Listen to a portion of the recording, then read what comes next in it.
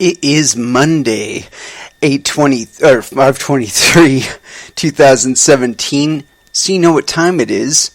It's time for a little bit of coin metal. With any kind of luck, we are going to be having a very, very, very special surprise here on Coin Metal today.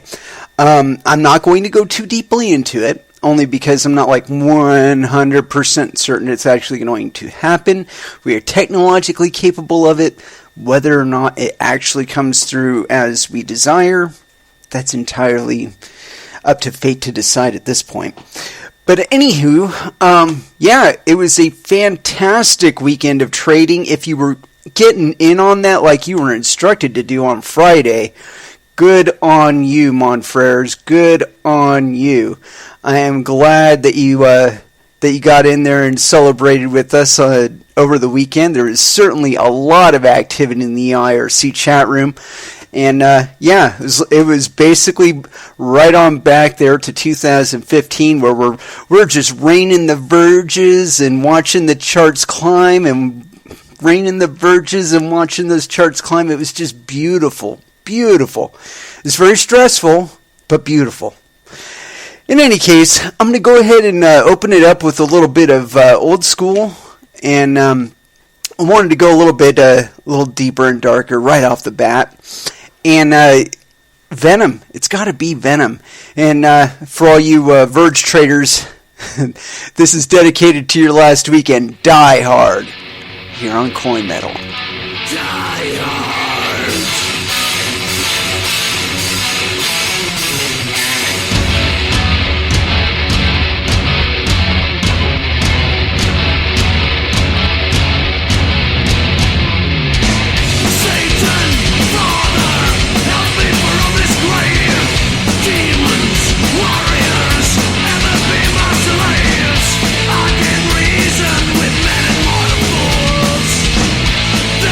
Die!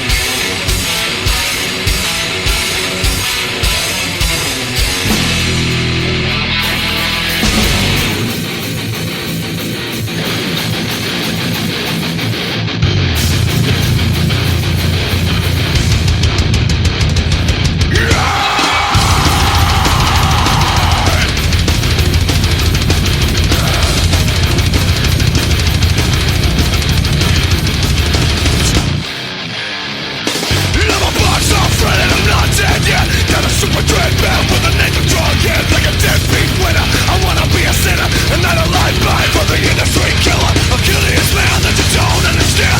I'm a suicide body and I'm guaranteed to fucking snap. It's suicidal, it's monolithic. Breakdowns of sanity, that's all I wanna be. If you're 555, then I'm 666. If you're 555, I'm 666.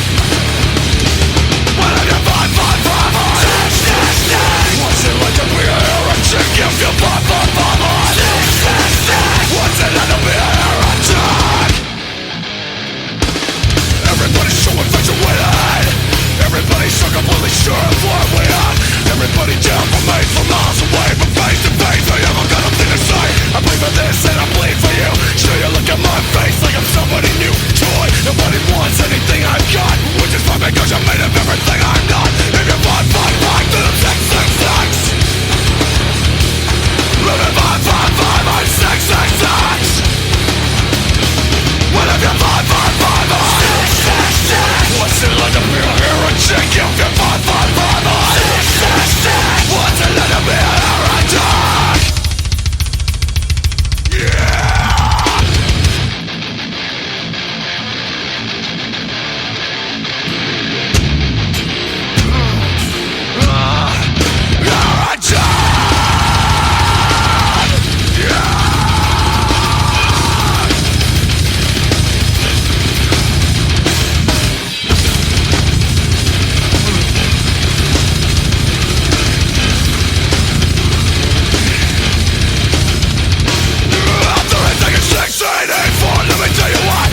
The slightest, the teaching you prices, the listening collaborate.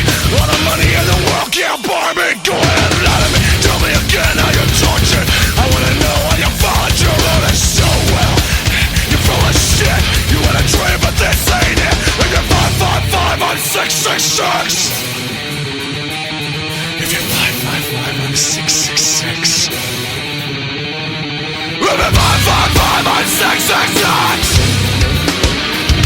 If you're 555, I'm 666.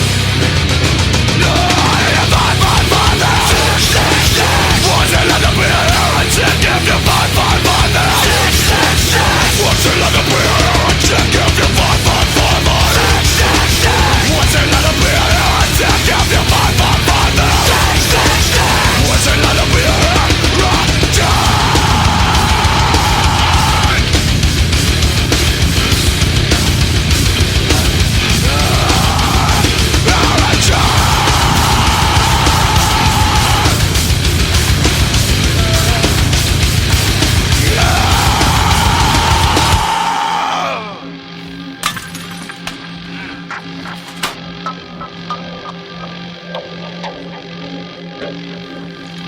And that was the Heretic Anthem by Slipknot. Yes, as I'd mentioned before, hopefully we will be having a very, very special surprise, and it will be happening relatively soon, if at all. But yeah, I noticed a lot of other interesting things happening during the weekend. Apparently there was some sort of mysterious decision-making happening on behalf of the entire crypto community at Consensus 2017, which personally I found to be in very, very poor taste. I mean, just the idea that a bunch of bank muckety-mucks and a few industry involved peoples could get together and just say, you know what, we're going to fuck the entire planet and we're going to make different arrangements between ourselves to kind of reshape this whole crypto business and work it out to our best advantage. And don't fool yourself. That is exactly what happens at these fucking things. Okay, is that there are handshakes made, you know, there are deals being struck. But the fact of the matter is that it's real with regard to this particular technology, because you can be involved in so many different ways. I find the likelihood that that approach within crypto will ultimately fail. And when I say ultimately, I mean in the longer term. You know, that between their fuckery and the fact that it's obvious that they're just going to use these new systems to do it, harder and faster than they did before, it being stealing your money, that, when it's obvious that that's all they're going to do with the technology is just find new ways to bill you and fee you and, and regulate you and tax you and all this other bullshit. I mean, really, how long would you want to stay in that? I mean, if you knew there was the vague possibility that you could be moving monetary value and avoiding all of that bullshit, why would you want to participate in it? And it's just like the whole torrenting Napster business, okay? People look at iTunes and they're just so enamored with themselves that, we managed to take this distribution model and monetize it to some sort of success. And it has been, to some extent, successful. It's provided a few additional revenue streams for some of the bands that have been not really getting it. And that's cool. That's a good thing. But did it really stop torrenting? No. I would argue there are probably more people torrenting right now than have ever torrented. So it's a matter of, like, what are your real goals here? Are you trying to make it easier for people to transact value between one another, or are you just trying to make it easier for you to enrich yourself on the process? And I think that, the people that are using it to enrich themselves specifically will come to find that they fall out of favor, especially in a market dynamic where they are not the only one. They are not the only option, and no mandate of law will ever make it to where they are the only one, or that will make it to where nobody has any choice but to deal with me. And I don't know. I think the internet has been the biggest thing to inspire me to that perspective. I've seen the internet get kind of centralized, but the fact of the matter is that all the stuff that's centralized is optional. You don't have to use Facebook. You don't have to use Twitter. You don't have to use any of the major social media out there. As a matter of fact, all of that shit was spawned more or less from IRC, and IRC still exists. As a matter of fact, the IRC communities are probably more diverse, more broad, and bigger than they've ever been. And I expect them to continue to grow because in IRC we don't sit there and monitor one another. I mean, not in the way that they do on Facebook. I mean, they might boot you if you're being a fucking asshole or spamming the shit out of the chan or some shit like that. I mean, but for the most part, it's a growing tool. So I think that if we extrapolate what we know from the traits of these things and what have determined their popularity, we can come back to a very distinct perspective to where we just look at the characteristics of it, And when you look at things like IRC or even Bitcoin when it first started out, what we see is a really open, embracing kind of mentality with regard to growing community. Is yes, come to us. Yes, please participate in our thing here. But more and more we're starting to see people not saying those things anymore. And I think the first one that really bugged me about that was Andreas Antonopoulos. And it was when it was the first time that he was on the Joe Rogan Experience. Now, I know the guy is a guy. He's a person. He doesn't get it, everything consistently every single second of the day. He's a person. I can get that. But he's sitting there talking with Joe Rogan the very first time, and Joe Rogan is a man, he's a millionaire. He's got more money than he knows what to do with. It's one of the reasons why he's such a hobby freak, is because he doesn't have anything else to spend his money on. He's like, I want to hire the best guide to take me hunting. All right. So anyway, there's this guy, man of means. He could be a massive contributor to this community. And He's clearly enthusiastic about the prospect of mining. And what does Andreas Antonopoulos tell him? No, you shouldn't get into mining. No, you shouldn't even bother with that. I'm sorry, man. I've got a techno freak like fucking Brian Redband sitting side saddle with me here.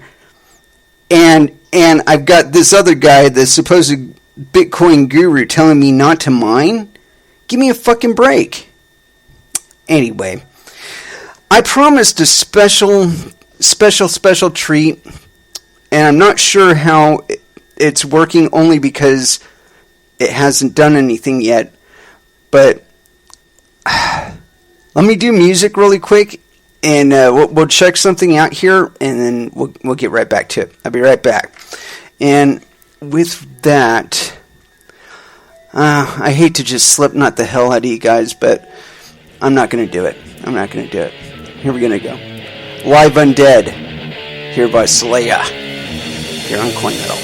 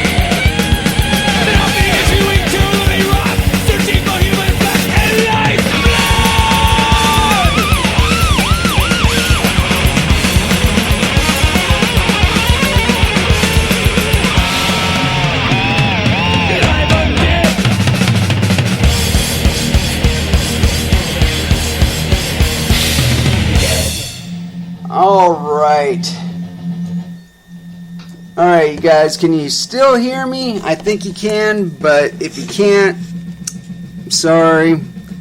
I'll try to emote. And so, as promised, we have a very, very, very special surprise. And I'm just going to let you have it. Go for it, man. Hello, everybody.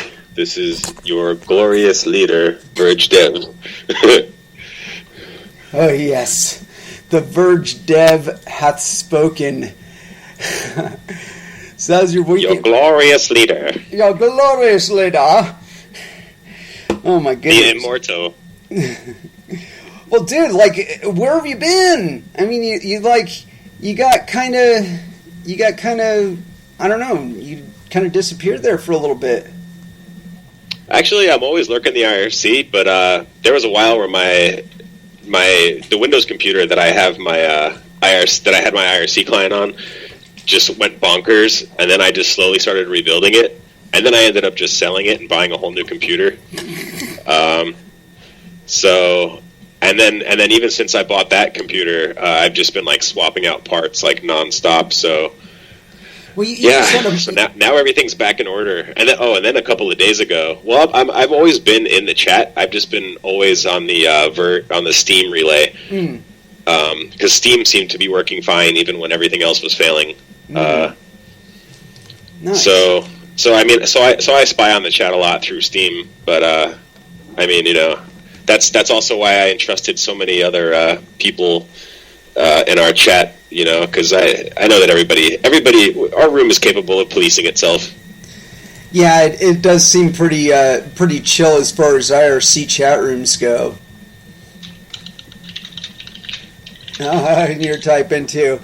Yeah. Yeah, I'm asking the chat if they can hear me. Okay. Yeah, definitely. I mean, I can tell from my side here. Just go ahead and say something really quick. You sound perfect to me. I can hear you crisp and clear. Beautiful, yeah, and like from my read on my recording program here, you're coming through 5x5 on the mic, so it's all golden. I don't know what that means, but I know it's all golden means. 5x5 meaning 5 out of 5, Yeah, cool. Right on, man. Yeah, dude. So like about a week ago, I started toying with getting our new Verge release compiled. And some of my dependencies were breaking, and I really couldn't come up with any explanation as to why. I think just the combination of moving my drives around so often and then installing other stuff. I think I broke some of my Windows dependencies. So about 5 days ago, I just decided, you know what, fuck this. I'm gonna delete all of my dependencies off this computer and just rebuild them all. And I did it, and it was zen. Now they are all organized really well, and I have every new library installed for 32-bit and 64-bit. So I feel like a whole new man. I feel like a whole new dev. Well, dude, I mean, it certainly felt that way in the IRC chat room over the weekend, man. It was just like 2014, 2015 all over again. Well, yeah, except for everything is now so much more. Everything's so much bigger now, I mean, you remember what Bitcoin was, years ago when we started doing this, and it was you would tip somebody 1,000 coins, and that was nothing, and now it's holy shit, I'm giving away dollars at a time. Yeah, totally, man. Oh, well, it's been really exciting just seeing it kind of develop like this, and from what I understand, you've got a few things on the horizon for VergeCurrency. Anything you would care to share with us?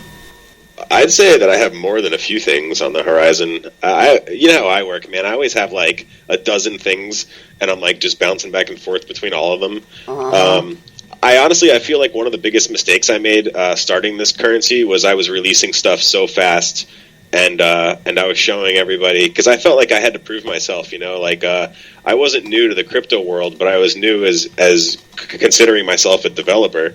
And so I kind of felt like I had to prove myself, and I definitely did that to other developers, that's for sure. But this was also at a time where Bitcoin was much slower. All the alt markets were a lot slower, and if I could go back in time, I think I would have released a lot of the things that I created maybe once a week or once a month instead of every single day. I mean, I was creating libraries in every programming language for Verge the first week that we launched, and it was I I had a Ruby, Python, C, like PHP library all in like the first couple days, and it was like, I should have really just slowed this down, you know, because now, I think now people, I mean, I don't mind, but now people are just like, holy shit, you know, what are you working on? When's it going to be done? Is it going to be done tomorrow? Are you done right now? What are you doing? And it's like, oh, fuck. Now I got them used to my work ethic.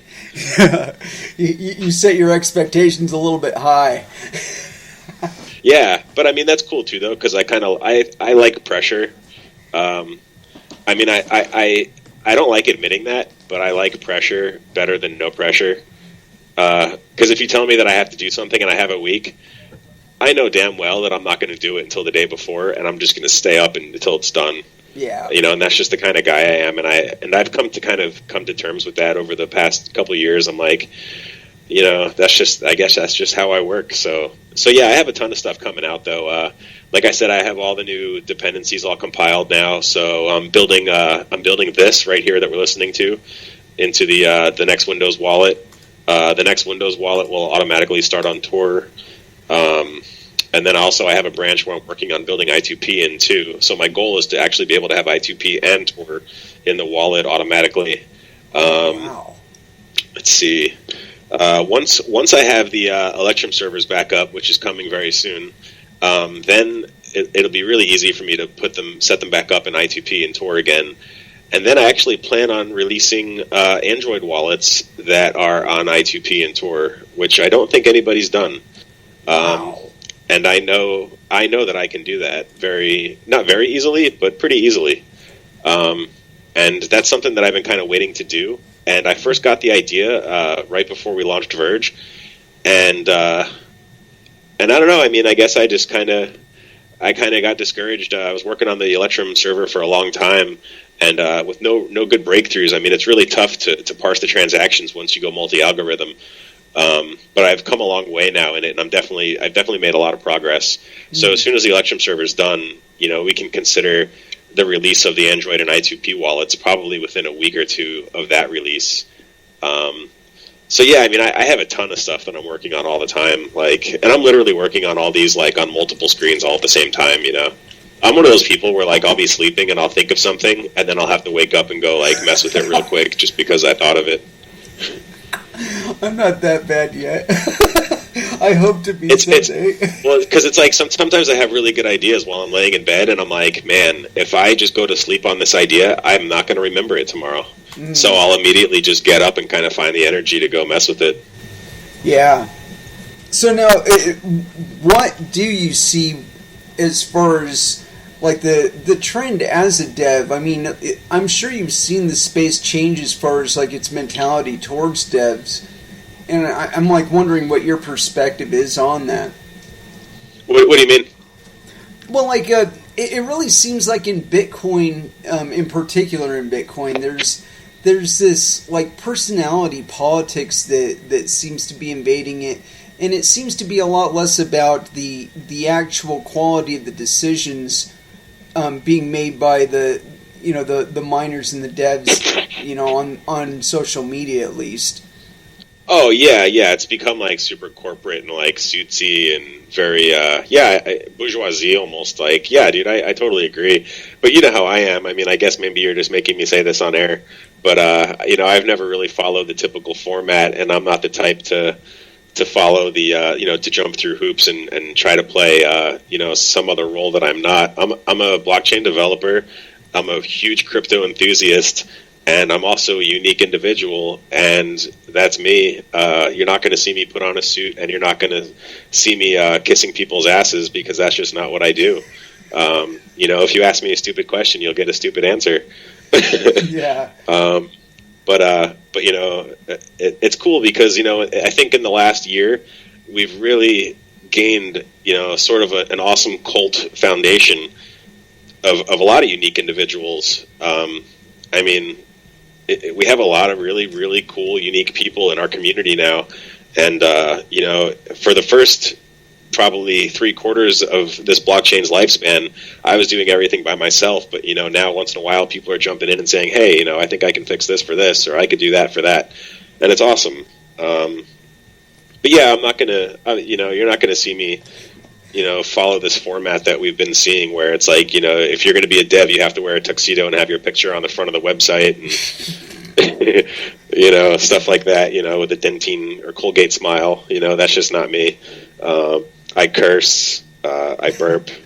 I listen to music that other people might not like, and I really don't care about that kind of stuff. I mean, take the chain for what it's worth, but please don't. This goes for any cryptocurrency. Don't buy a cryptocurrency just because you see a guy that says he's a developer on their website wearing a suit and he looks nice. Yeah. Well, I think that's just when you see stuff like that. That's like packaging for specific constituencies. It's like when you see somebody in presenting themselves in that kind of format. To me, it says, I'm willing to, talk to the CEO of that bank over there, or this federal regulator over here, or, and talk on their terms as far as like the way that they're used to dealing with people. Right. Yeah, I mean, it's funny is I was actually looking at a coin that was launching about 2 or 3 weeks ago. I just saw it on Bitcoin Talk on the announcements, and I wish I could remember the name offhand. I would burn them right now on the radio. But I looked at their website, and I looked at their team people, and I was like, this looks like fucking clip art. I was like, get the fuck out of here. I did a reverse image search, and sure enough, it was fucking clip art people. And I'm like, these motherfuckers, come on, give me a break. Oh, I can think of one, and I've been seeing them on my Twitter feed and on Facebook a little bit. ZR Coin. I haven't heard of that. Is that like a Zcash ripoff? Oh no, it's worse than that. It's a commodity-backed coin. Everything is in Russia. Oh boy! God, I mean, if you read it, they don't have a factory, they don't have any people. They're just asking for money, and supposedly they're actually getting some. But like, basically, all they have is a really nice web presentation. Like a really nice website and shit. Well, I mean, that's what OneCoin did. OneCoin never even had a fucking blockchain. And they pulled in, like tens or hundreds of millions of dollars from people? Oh, dude. Yeah, they went around and they did those big expos and shit. I mean, I heard that there's, still arresting people from that. Well, they But I also saw some site that said that they just hired a new CEO, and I'm like, who's they? Shouldn't they be the ones that they're getting arrested? Like, how many people are in this fucking mob that's called OneCoin? They're like a fucking mob. It must have been the 1 or 2 representatives that came in from Goldman Sachs that didn't get arrested. No, man. These guys wish they had people like Goldman Sachs, because then they could do this shit and not get arrested. Yeah, then what they were doing would suddenly become legit. Yeah, exactly. Oh, we don't have to have a blockchain to sell coins. Yeah. Didn't you read the print at the bottom? Our legal team drafted it. All 3 of them. Yeah. Yeah, exactly. Yeah, I don't know. I don't think that has ever really changed about crypto, and honestly, I hope it really never does. Because I mean, I think you need projects like that to discern themselves from actual projects that are generating value for people. I mean, yeah. Well, the only thing that I don't like about it, I mean, I understand right now that we're heavily unregulated. And that's cool with me. I like that. But the thing that I don't like is that, there's a lot of new people looking to crypto for the right reasons. And, they're getting burned in shit like OneCoin and, these other scams that are out there. Yeah. Well, dude, that's why I do this show. I mean, I try and warn people about stuff and whatnot. But, at the end of the day, and it's never been different for any of us, is that, eventually you got to put your dick on the chopping block and take a chance. But I mean, it doesn't mean you need to go with a blindfold on, Right. Well, that's the thing, though, is, I mean, you really got to take a look at what the product is and not what the people, that are selling it to you look like or what they're saying to you. Otherwise, I mean, that's the same mentality as, the 60-year-old woman that's sitting at home and she's giving her money away to people that are calling her and scamming her, or she's buying nonsense shit on like Home Shopping Network. It's like that's not a good mentality to have. Like, to me, if I see a coin, like, I mean, I'm a trader. Sometimes I invest into a coin that launches. Lately, it's been very, very frequent, or not infrequent, because there's not really much good things coming out now. But I go straight to the GitHub and I look at their source code. I look at the contributors and I look at the commits and I see what's going on. And if it's a coin that's been around, I look at the commits and I check out their GitHub and I see if there's any active work going on, and if there's any new branches that they're getting ready to merge. Because it's like I can come to your house and tell you, oh, I have this amazing vacuum cleaner. It's and it's only $500, but it could be a $20 vacuum cleaner that I got from China and I bought 1,000 of them. Right. So and it breaks in a week, and it's garbage. Yeah, I can completely agree with that. I guess my point was with regard to them existing to point at is that I think historically we've had more than enough examples of what separates a scam coin from an honest effort to actually create a cryptocurrency or a cryptocurrency based service or something like that. That I think that there are enough examples nowadays that you can point at. I mean, you say one coin and half the and another good example, aside from just vaporware where there's nothing that exists, is one of our favorites, commodity backed, or it's pegged to something. Our coin is backed by fucking precious metals. Our coin is backed by blah blah blah. It's like, no, it's not. No, it's not. You want to know what backs gold? Gold backs gold. Yeah, right. Your coin is not pegged to gold because your coin is subjected to many other variables that have absolutely nothing to do with this metal that you do not own all of. Yeah. And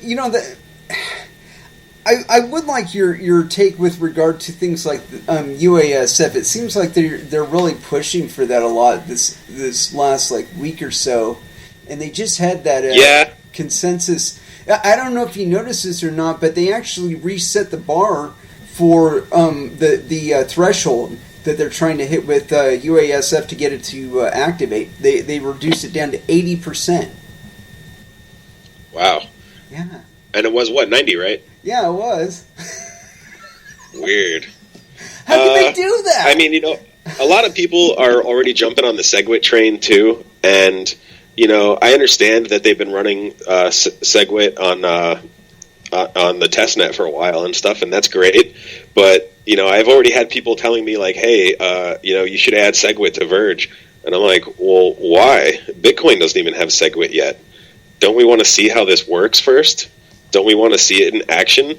Don't we want at least a couple of months to go by of hundreds of thousands of transactions running through it first before we make a call like that? But I think that I think that those are just the guys that want to see a price jump and then they want to get out and get their fiat. And there's more than two types of crypto people, but there's a lot of guys that just want to get their fiat back. Or make fiat, and then there's guys that are actually interested in long-term holding and watching their assets increase in value. Well, in all honesty, dude, my perspective with crypto on it is this: that I'm hodling because I foresee a day when I'll actually be able to spend it as a regular currency. Right. Well, that's the thing too. Is right now it's kind of see the thing to me. And I agree with what some people who will go unnamed that are very popular in the crypto world have said. The SegWit is not really the solution to this. The solution was 2 years ago to double the block size. Yeah. Oh no, I can completely agree. Go for it. I'm sorry. I mean, there's so many. No, of course, dude, this is your show, man. You can. There's a lot of other things to do other than SegWit that we can do. I mean, we don't have to skip away from the network and verifying transactions and mining them. You instead of 10-minute blocks with 12 and a half coins, we could do 5-minute blocks with 6.25. Yeah. There's a million options to get more transactions flowing on the chain that are very, very simple, that don't even really need testing. So the solution has been and always will be double the block size. Yeah, that's a factor that's supposed to scale up over time. I mean, Satoshi Nakamoto even talked about Moore's Law with regard to storage just because of that. And I've also had a couple of people recently say to me that I acted kind of inappropriately on Twitter when I said that Bitmain or /Antpool is a bunch of scumbags. But I stand by that because they're fucking mining empty blocks. And, these transaction backups have absolutely nothing to fucking do with the size of first of all, they have nothing to do with the size of the blocks or needing SegWit or any of that. It's because these giant pools that control most of the hash power don't give a shit about your transactions. They want their fucking Bitcoins, and then they want to cash them out. Yeah. And when you have an empty block go by after 10 minutes, so now we just had 20 minutes with all these transactions that didn't get to go through. And as we already know, we were already kind of at a point where we were getting about 2,000 some odd transactions every 10 minutes. And, you have a few of these blocks pass by, 5 blocks, that's 15,000 transactions.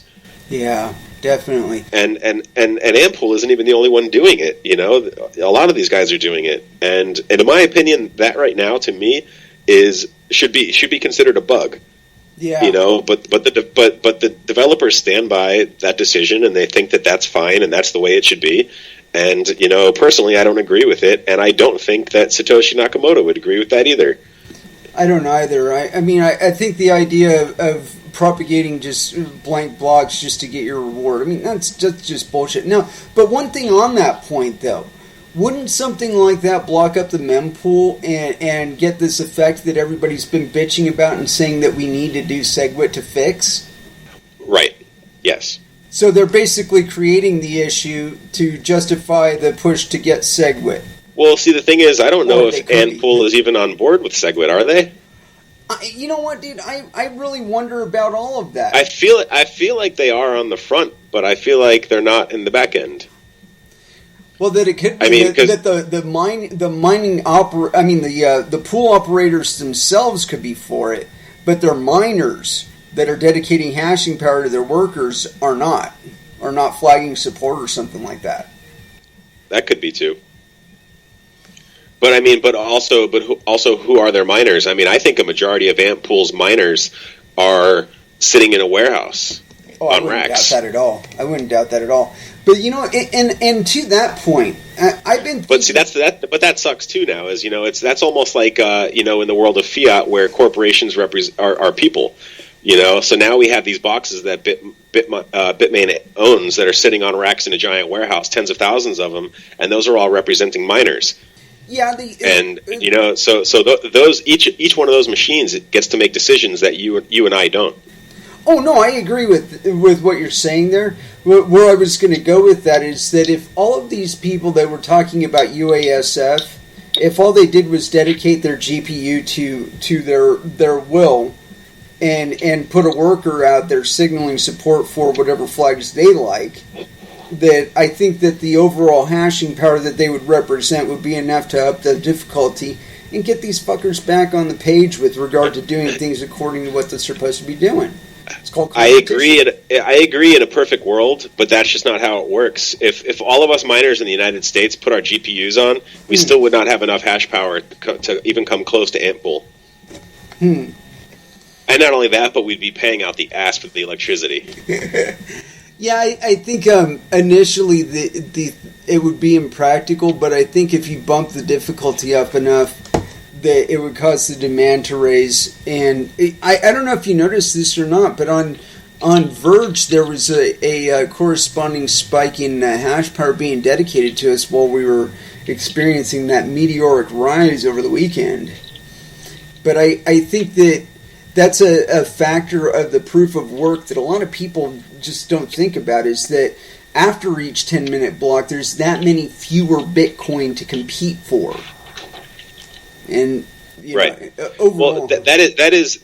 I think that's a large reason of why we're seeing a huge spike in price. Also, though, is because the more people think there's only 21 million coins, and the more people that come in, eventually we're going to have more than 21 million people involved in Bitcoin. Yeah. So each coin has to represent, a person's wealth. Yes. Yeah, exactly. Well, it's already billions of dollars. It's going to have to represent even more.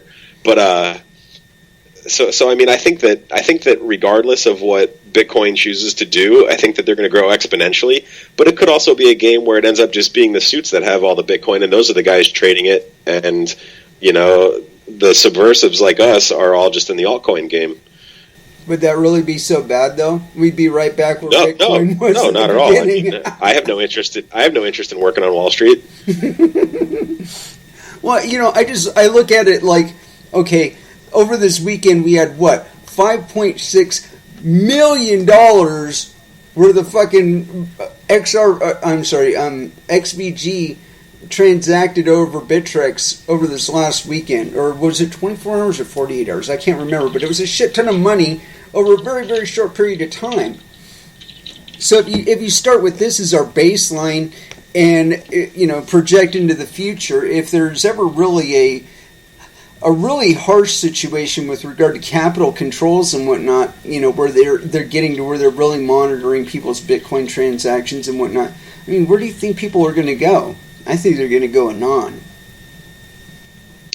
Well, yeah, that's the other thing too. Is when the crypto started, in the early days when I was in it, 75% of us were all anti-capitalist. We were all into the concept of privacy, and I think Satoshi was as well. Judging on how he's spoken and what I think of what his personality is. And I think that's a huge issue, especially in today's world where the whole reason for even doing this was obviously that nobody liked how the current fiat system was working. Mm-hmm. So I think it's sorry, I have like a tickle in my throat. I need to drink some coffee. It happens, man. No, I agree with that. And okay. As a matter of fact, you may have noticed I've recently taken to saying that Bitcoin really isn't an innovation. That if anything, it's actually a response to people being abused in the global markets. It's a reaction. Yeah. It was a natural reaction to oppression caused by debt slavery. Yep. Oh, that's what happens when they issue... Go for it. And that's the thing is, there's, but now, so when I first got into crypto, I'd say that most of the community was kind of on the same page where everybody wanted privacy and they wanted easy accessibility, ease of use, and overall it was kind of like a subversive system. But now, Bitcoin's gone very corporate, and so has a lot of the crypto world in general. So now you have people that don't really care about the user privacy issue at all. Their main concern is how fast can we push transactions, and can we stick Visa on it? Yeah, and it's really funny that you should point that out, because I've been covering this on white papers and whatnot, where like I'm reading Segwit's white paper, and I run across these metrics, right? And I wonder where they get them from, and they tell you straight out in the paper where they get them from, where they're saying that Visa's peak transactions ever on their network was 40,000 transactions per second. So now, right. When you look at so you have noticed the trend of comparing to Visa. Mm-hmm. Yeah. And it's why? Why are we comparing to Visa? It's because you're trying to impress Visa and fucking banks, not because they're trying to impress you and me. I mean, really, exactly. What use do you have for 40,000 transactions per second? When are you ever going to need that transaction volume? Right. I mean, we don't need it. Bitcoin doesn't need it now. No. Yeah, I think. But it was funny. I noticed a crazy trend, and I know I'm not the only one, but a lot of us were having crazy issues over the past couple of weeks sending Bitcoin back and forth. And I was literally watching the average fee climb by like 25% every couple hours. And it was like 120 Satoshi per byte like a few weeks ago. And then at one point it got to like 500 Satoshi a byte. Like it had a 500% increase over the last couple of weeks. Like just, it's fluctuating so hard. And that's just, it's because all these blocks are going by with no transactions. So it's like people want to send their money right now, and they're willing to pay a couple extra cents or a couple, well, probably more than a couple cents, but they're willing to pay extra. And it's like, this is so silly. Like, why don't we just double the block size and tell Antpool to fucking start mining some fucking transactions? Yeah, I think that's a really good point. But I got to ask this though, with that in mind. You'll notice if you go back in time to GHashIO, and I don't know if you remember or not, but they had a point where they were hitting close to 51% of the network, and people started freaking out. So they pulled their miners out of that network. I mean, off of that pool, and moved their hash power elsewhere. Do you foresee a possibility of that happening with Antpool with this kind of shit going on? Unfortunately, I don't, only because I feel like a majority of Antpool's hash power is their own. I mean, you can't forget, I think a lot of people forget the association between Antpool and Bitmain. Bitmain makes the big Bitcoin miners. And when we go on their website and say, what's their newest miner? I want to buy one. They're selling you at least a year or two old equipment. Not used equipment itself, but the technology that they're selling. So, when they were selling S9s, they were probably running, warehouses of S10s, or S11s, or, who even knows.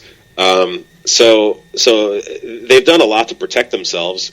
I mean, they are a corporation, and that's what corporations do. They protect their profits. But I think that a lot of Antpool's hash power comes from themselves, from their own investments into their own operation. Well, then I guess a vulnerability there would be, and I've talked about this several times before, but it's really shocking and surprising to me that it hasn't happened yet, is one of these bigger chip manufacturers, like Samsung or Intel or Texas Instruments, if they're still in existence, Motorola, one of these guys re-gearing one of their fabs and just completely flooding the fucking ASIC market. I mean, I think that if they were to do that, that would be like the gauntlet being thrown down, just going, get the fuck into the game, man. But I mean, I'm really confused by the lack of willingness, it seems, to try and pick up on the hardware market and get in on that. Right. Well, that's why I like GPU mining, and looking at all the new algorithms, because I feel like, I honestly don't think, I think that China is happy with Bitcoin and Litecoin, and they control SHA-256 and Script, and I think that they're happy with that, and I don't think that they're going to keep racing to continuously make ASICs for every single algorithm. And so that's why I like seeing new algorithms and seeing GPU-based algorithms, because, there's probably a handful of guys in the United States that are going to make their own FPGA miner out of that algorithm. But congrats to them. That just means that they're smart, individuals that are, pioneering their own technology and making it themselves, and that's awesome to me. But I like GPU mining only because it seems more fair, and that was like the main concept as to why we went multi-algorithm. It was like, obviously China's just sucking up all our coins, and they're mining the hell out of us because we have Script, and all of the Script miners are made in China, and and I've watched them since we went to multi-algorithm. I've watched them do this to so many coins that are Script. You can't launch a Script coin now. If you launch a Script coin now, you're out of your mind. Unless you're going to have a very brief POW and then switch to POS. And why do you say that? But I like that multi-algorithm coins like us. Digibyte is another multi-algorithm coin, and Myriad. I don't know if there's really many others, but I like the fact that it's limited to how many blocks of one algorithm a person can find. So say I have my whole office is filled with X17 GPU miners. I can still only find so many coins a day before somebody that's mining with their GPU on Blake or any other algorithm, or the Lyra 2. They're going to also find coins, and so I like that, So you're saying it makes it to where it can't be locked up with any particular hardware constituency or any algorithm constituency, then? Right. Nice.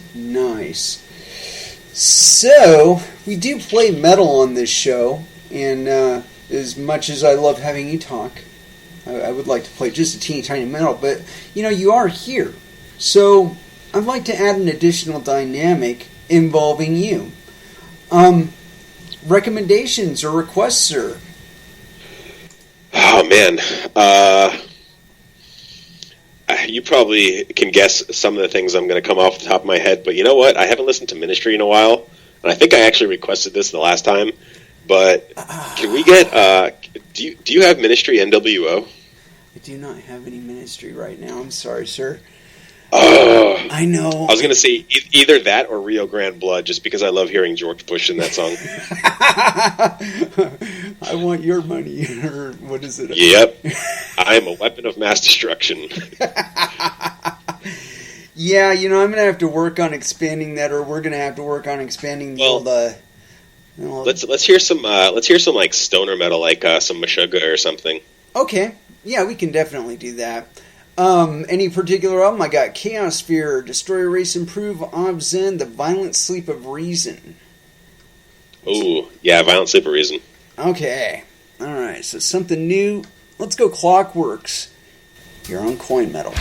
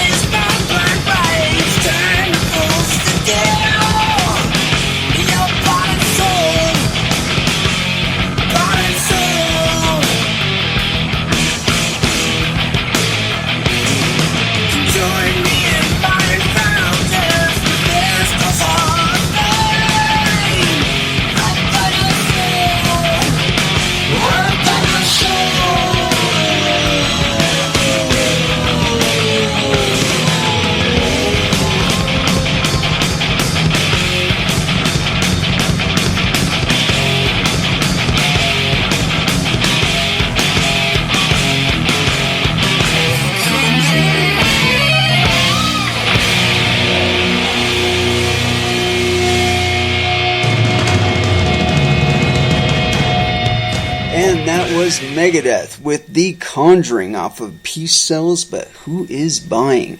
And today I have with me still Mr. VergeDEV, the elusive. So, man, that's a really deep title of an album when you think about it. Oh, Peace Sells, But Who's Buying? Yeah. Dude, that... I don't know why, but like the first thing that comes to my mind is like Halliburton. No, they just sell war. Yeah, or like Raytheon or something, you know? Yeah. Well, you know, I think we talk a lot about that on this show, the whole idea of the value behind the parties issuing a currency. You know, the values that they hold, the moral or ethical values, or how ethical or moral they are in their dedication of funds or their mentality, you know? Right. Indeed. I was reading the other day about how everybody was making this huge deal out of like Trump going to Saudi Arabia and selling weapons, and I'm like, I bet you 90% of the people watching this news clip right now don't even know that most of our weapons are already made in Saudi Arabia. Yeah. Lockheed, Raytheon, all those guys, they actually manufacture most of our weapons in Saudi Arabia in a city called Jeddah. Really? Like what kind of weaponry? Missiles, targeting systems, stuff like that. That kind of stuff. Well, you know, I talk about that a little bit on the show because I noticed this back in, like, I want to say 2004, 2005, that there were a lot of contracts for our defense stuff going to China. And like, yeah, I'm sure. I mean, manufacturing there is so cheap, and, you know, they don't care if they pollute their air. I mean, to me, China is fascism disguised as communism. And not a lot of people will agree with that, but I think that that's just because they don't understand really how that works. You know, I mean, they have so much manufacturing over there, and their country is getting so polluted. Somebody actually made a funny joke that I read on Reddit recently where they were talking about, you know, like bubble wrap? Uh-huh. They were saying how when you're popping bubble wrap, it's made in China. So you're actually releasing toxic Chinese warehouse air into your house, like one, you know, microscopic, you know, centimeter at a time. but I mean, but when your country is getting so polluted because there's no regulation on manufacturing, that's fascism. I don't care what anybody says. Yeah, I agree with you there. And, you know, although I will say this, that I think their exposure to the digital world at large is kind of changing their own perspective on that. I mean, I've seen several articles now about people doing things to bring the what do you call it, the particulate matter back down to ground and make stuff with it. There's a guy who has this thing, it filters the shit out of the air and makes bricks out of it. Wow. Yeah, he vacuums up it just takes the carbon out? Yeah, he just walks around with a fucking vacuum cleaner.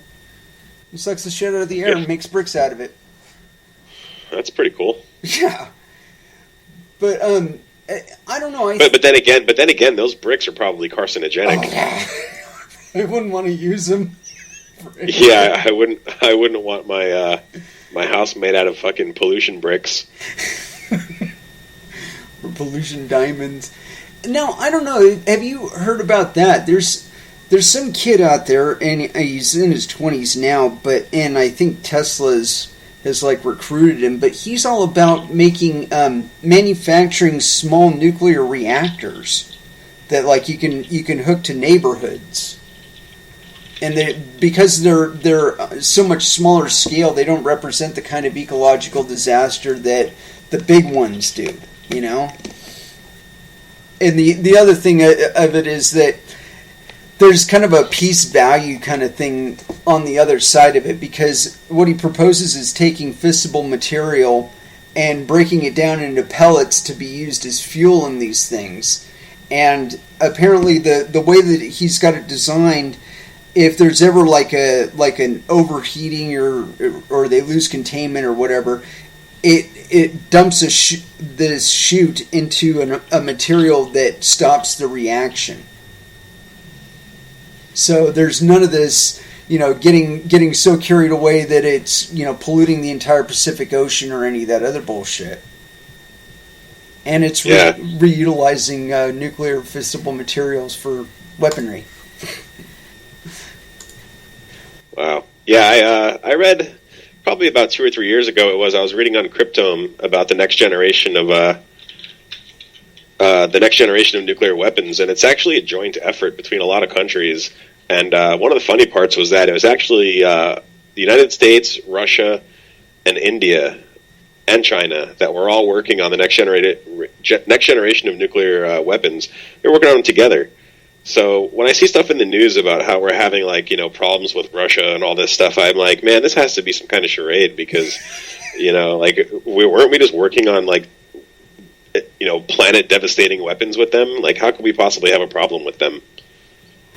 I don't know. Maybe it's just a maintenance of tensions. That they feel like they need a fire under the butt of civilization to keep us rolling, and so what better thing to do but to make bigger and better guns to put over our shoulders, Yeah. Oh wow! Rick Stoner just hit me up and said that we both sound really clear, and your new mic sounds excellent. Excellent. Well, about that. Shout out to Rick Stoner. Shout out to Mr. Stoner. Thank you very much for saying hi. Yeah, dude. So now, what do you see as far as where you want to take XVG? Well, in the past, I generally come to the community, if we have some sort of an issue that we need to figure out, like when we went multi-algorithm, everybody voted on what algorithms to choose. So right now, I just want to keep evolving what we have now. I want to keep everything updated. I want to just keep working on our privacy. Aspects that don't really require forking. Obviously, I've had a lot of people tell me recently, "Oh, you should just stop the amount of coins coming out now and switch to POS." And I'm like, "Well, yeah, that would be great for you because you're holding a ton of them. But what about people that just got some coins yesterday? That's not fun for them." Indeed, and it's really funny that should come up, because I noticed, and I did make a note of it earlier, that when we were going through this recent spike in the price, that, like I said, there was a corresponding increase in hashing power being dedicated to the coin. Oh yeah, definitely. Yeah, all of our algorithms are pretty active. I haven't seen low hash power on any of them in a while. I'll post a link that ccminer.org has a really awesome block explorer for us, where they actually have every algorithm and the difficulty at the time, and it's really nice to look at. It's and it gives you a much better idea of how the blocks are coming in and on which algorithms, and so wow, yeah, our difficulties are pretty high on some of these algorithms. Like our Blake difficulty right now is over 10,000. But yeah, everything looks really solid. Our script is 487. So that's, we have pretty good difficulty right now for all of them. But the blocks are moving really, really smooth, which is what matters most. Absolutely. And they're fuller blocks than empty. Yeah, exactly. Yeah, and now I also wanted to get your take on this whole UASF business. Like, as a dev, what do you think about that? Well, it's hard to say. We'll have to see what it's like when it's implemented. Are we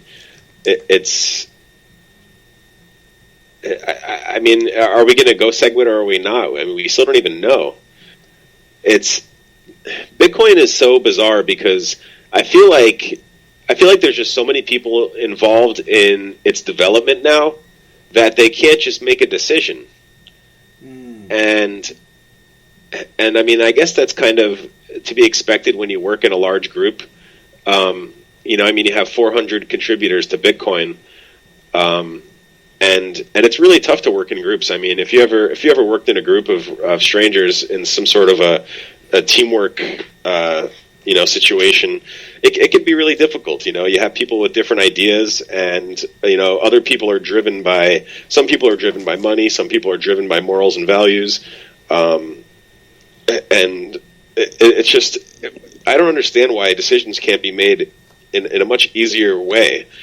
I mean, but that also brings us back to where minors are representing voters, but the minors are also all under one ownership. So it's kind of like, if we all got to vote for president, but because I'm a company and I have 10,000 employees, I get to make their vote for them. Right. Yeah, I can see that. But I mean, I something needs to be done. You know what I mean? Obviously. And I really don't know if SegWit's the answer, or just doubling the block size is the answer. Why not just scale blocks? Why not just make the block size 10 megabytes instead of 1, and you'll have scaled blocks. Mm-hmm. Well, now, but I go ahead. I mean, right now, hard drives aren't very expensive. So I mean, if you're running a full node, it's not really going to cost you a whole lot to set up a full node. Mm-hmm. I mean, sorry that you can't run a full Bitcoin node on a Raspberry Pi if you don't have the space, but get an Electrum wallet. You don't have to store the entire chain. Mm-hmm. Oh, that's another thing that I plan on releasing pretty soon is our actual Electrum wallet, and not before. We've always had just the Python script itself. Right. So I plan on getting out the actual application itself, just so that users don't have to store the chain if they don't want to, because now that we're multi-algorithm, our chain moves so easily that people don't really need to have their core wallet open all the time. Oh, that's beautiful, man. That is really beautiful, because I don't know, I could see that being something that would kind of increase the utility as a utilizable, like, daily kind of wallet thing, like where you would be using it as your means of transacting in an everyday kind of environment, like you go to the store or something like that.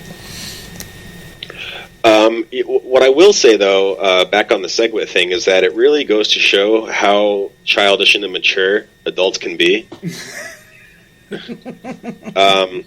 Because I can tell you right now that if we were having a serious transaction problem on Verge, I would listen to the community's input, but if it was literally just, something simple that could fix it, and people were trying to say otherwise, I would just make the ultimate decision and be like, listen, this is what we're doing, and if you don't like it, you can make Verge Classic. Yeah, well, and that's the thing that bugs me the most about these gun to the head kind of mentality that you hear from people is that you need to make this mandatory upgrade. Bullshit! I need to do what? Fuck you. This is my machine. I'll run it however I want to. Go fuck yourself. I mean, the mentality that, I need to stay with you if you're making decisions that I don't like, I think that's just an assumption too far, And I think Ethereum really just showed us in the most, I don't know, the best terms, or the best way, like, why that's a bad idea. To be coming to your miners and saying, we want you to make this fucking upgrade, and if you don't, we're just going to bump your blocks and not count you up. Well, you know what I think the real problem is that Satoshi didn't... First of all, the main problem is that Satoshi left. The second problem is that he didn't leave it in the most capable hands. I can agree with that. And, Gavin's obviously a brilliant guy. Nobody can take that away from him. But the thing is, ultimately decisions need to be made, and somebody needs to make those decisions. And if you sit around and you wait forever, then nothing's going to happen. Well, I really think that's. But I do think it's unfair to the creator of Bitcoin to start weighing options that are not part of the original vision. And you could have really easily stuck to Satoshi's vision by just doubling the block size. I mean, that's literally 2 sentences worth of code, and you're done. And it's according to the roadmap that Satoshi actually put out. I mean, like I said before, he was talking specifically about Moore's Law with regard to the expansion of the blockchain size, and with regard to the transaction throughput as far as the block size and whatnot. I mean, I think that's something that's lost on a lot of people in this. But I mean, now with regard to the lack of leadership and the role that leadership actually would play in a cryptocurrency, with regard to Bitcoin, yeah, sure, they're slow to make decisions, but when the decisions actually need to be made, and it's not just an ideological or like greed-driven kind of thing, they do make the decisions. I mean, I think that this current state, as we've been talking about it with regard to mining, I think it's all temporary. It's like this thing with the expansion of the Chinese electric grid. Where they're going out to these itty bitty villages out in the middle of nowhere, running a road to it, and then building a coal powered plant there, and then they have to keep the thing running because it's more expensive to turn it off than to just keep the thing running. And they got all this electricity. I think that dynamic is going to come to an end. Maybe not like tomorrow, but that it will change. Some change in the energy market or something to that effect will alter the dynamic. Well, I will tell you this. I think that there is a very simple reason, and it doesn't even need to be said, why Satoshi made Bitcoin open source. If you don't like it, you can walk on. Yep, you can make your own. Yeah. You have the blueprints and the tools. Done. Indeed. And I think that's really the lesson that we're going to learn in 2017 is that we're not really subject to these top-down decisions being broadcast all over social media and whatnot, and that if we really don't like the direction of a coin, that we can pick up our ball and walk on. Yeah, exactly. And I think that the technology was purposely released open source so that it was like, that's just kind of like hey, here's how it was done. If something goes wrong, you have this code and you know how this was done, make it better. Indeed. Or if you think let's be perfectly honest. I mean, I like Bitcoin because it's really easy to use, except for lately when the transactions have been backed up. But the thing that I really like about it is that it's let's be honest. Most altcoins now are better than Bitcoin. Oh, I can agree. They have more features, more options, faster transaction times, and that's what's really pushing the altcoin market. A lot of people like to just say, "Oh, altcoins are just shit coins," and their only value is speculation. But that's absolutely not true. The new technology that's coming out of them, especially the coins that are based on Bitcoin, they're blowing Bitcoin away. They have so many more new options in them. Mm-hmm. I mean, we have things that Bitcoin doesn't have that I think Bitcoin should have, and shame on Bitcoin for not having them. Man, what if Bitcoin went multi-algo like that? I mean, that would be cool, but I'd really like to see them do something more about the privacy side of it. Force Bitcoin clients to start on Tor. Or somebody actually once built I2P support into Bitcoin. And it was put in and then reverted. And I don't know why. I mean, I think they tried to say that there was some sort of base 58 address issue, but I didn't have that issue. I mean, our coin works on I2P, so I think there's just kind of a privacy is not important kind of a feel on Bitcoin right now. I feel like they're more concerned about how it can be a gigantic Visa or PayPal. Yeah, I get the impression that there's a big movement to push Bitcoin to be like Swift 2.0 for the banks and the credit card companies. And like I said, that when I'm reading the same metric in Ripple that I'm reading in Segregated Witness, that I'm reading in Lightning Network, that I'm reading all over the place, it gives me a really clear picture that either A, the same people are behind all of the writing of these papers, or B, that these papers are being written as sales pitches to the same constituency, and it's not the Bitcoin users.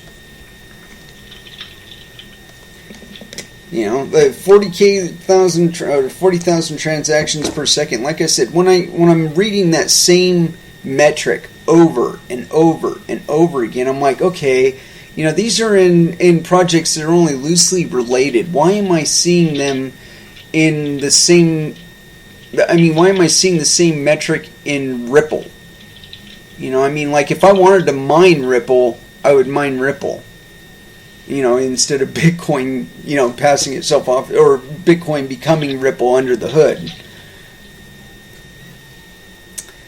You know what I mean, Bern? Yeah. Alright. I'm just trying to keep up with the chat and the... Well, I'll give you a little bit of break on the interview here. Let's go ahead and throw in a little bit of music. You know, you seemed to really like it last time, so I'm going to go ahead and throw it down. A little bit of Helmet here, Unsung, here on Coin Metal.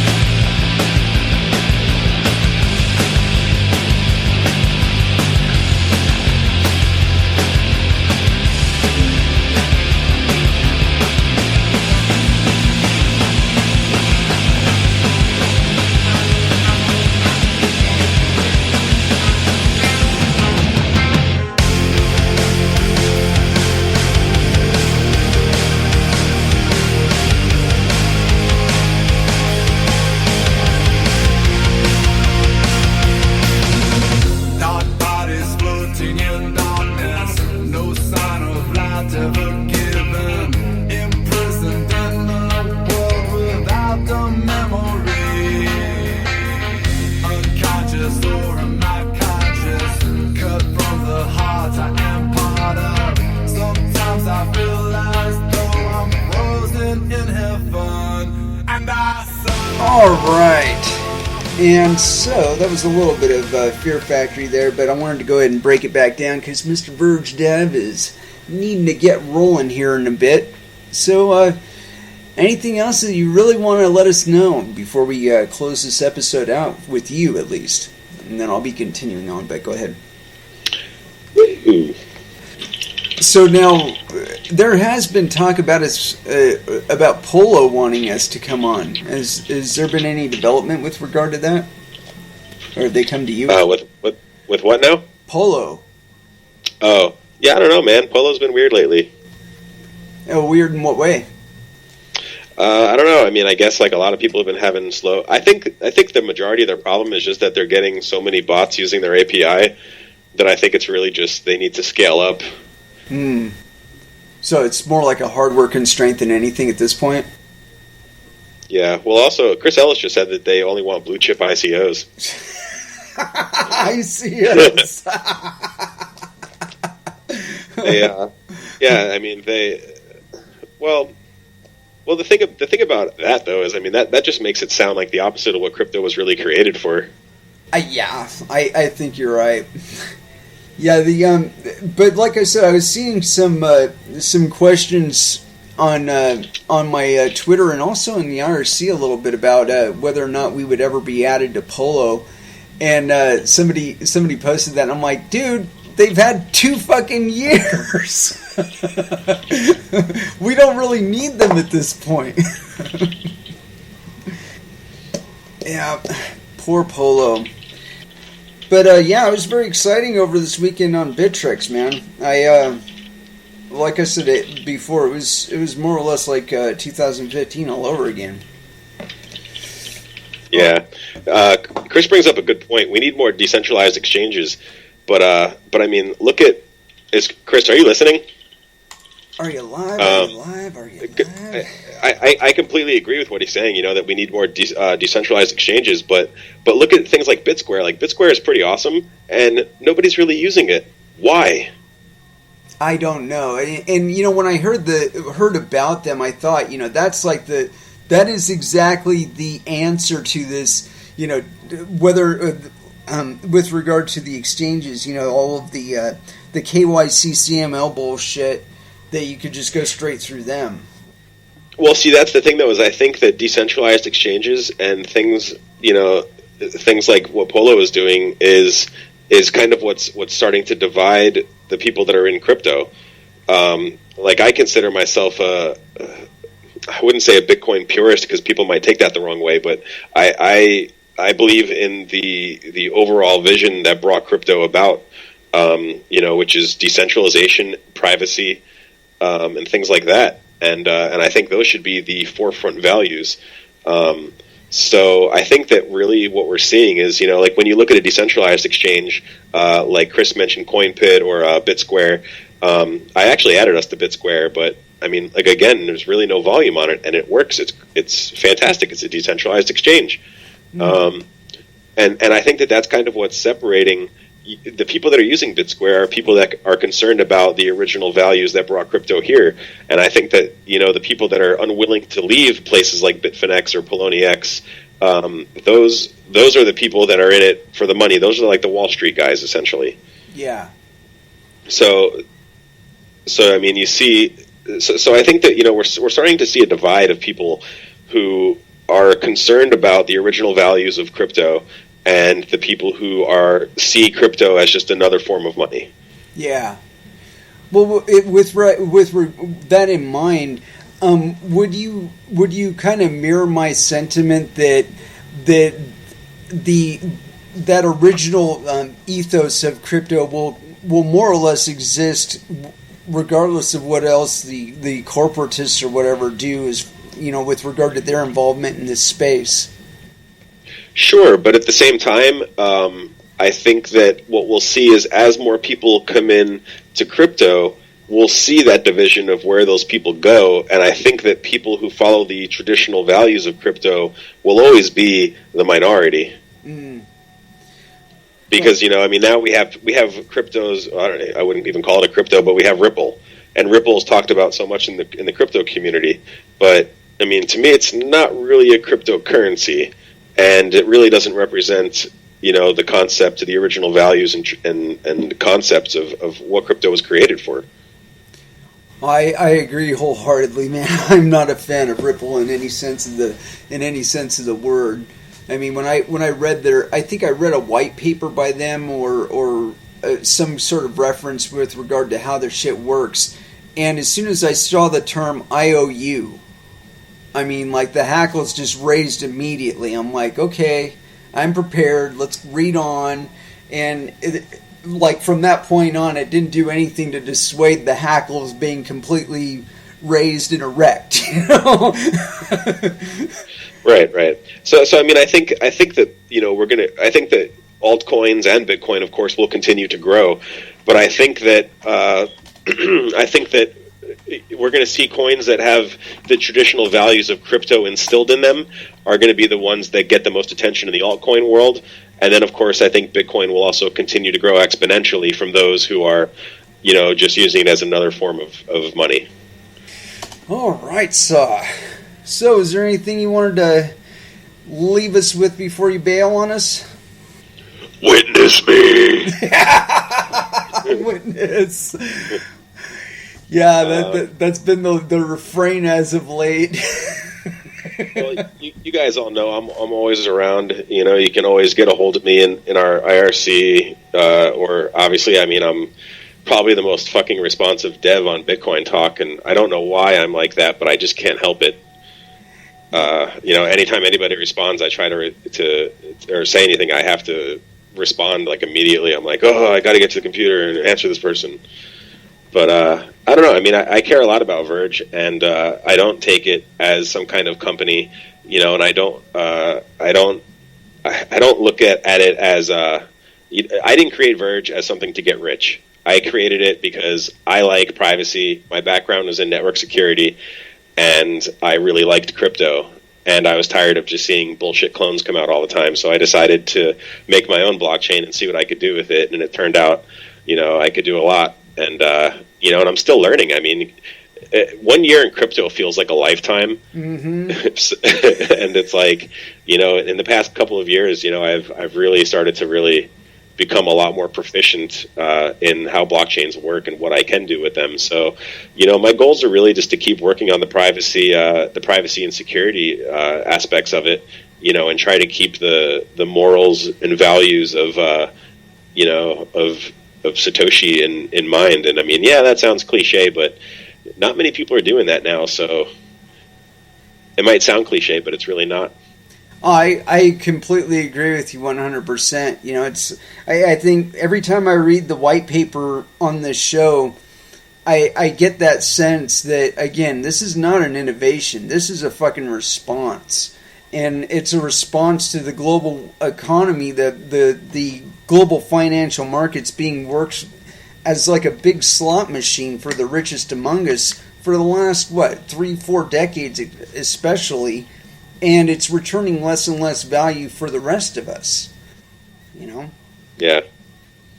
But yeah, I mean, shout out to everybody in the IRC that's been in here forever now and literally been sitting in this chat room for years or months or however long it's been for some people. But, we have some people that have been in our chat room since day one and they're still here. So, I appreciate what everybody, as everybody's here. And, if I'm not in the IRC, I see a lot of other people holding it down and answering people's questions and, that kind of stuff. So I definitely appreciate the community I have. I mean, everybody's just awesome.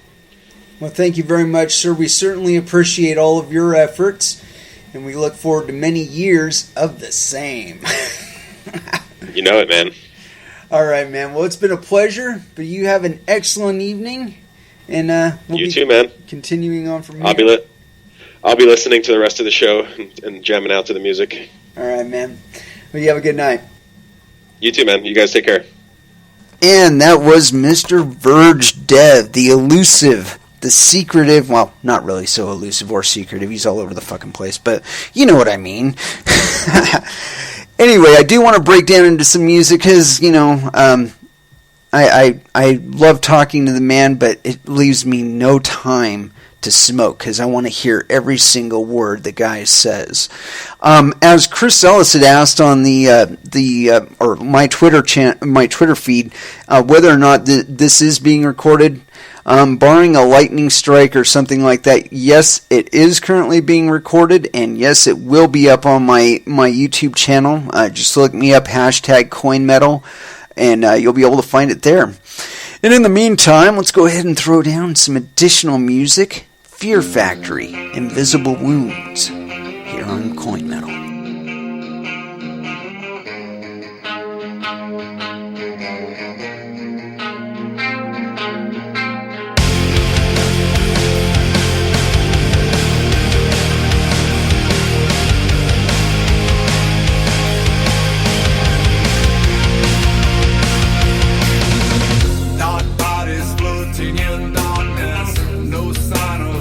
ever given, imprisoned in the world without the memory. Unconscious or am I conscious? Cut from the heart I am part of. Sometimes I feel as though I'm frozen in heaven, and I saw my own face in the dark.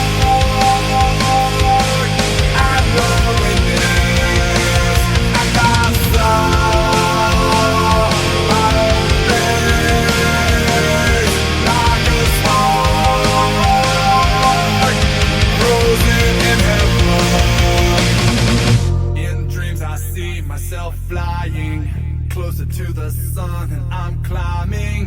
Try to touch the sun, but the brightness burned my eyes. Unconscious or am I conscious? Fell from the sky like a star. Sometimes I feel as though I'm frozen in heaven, and I saw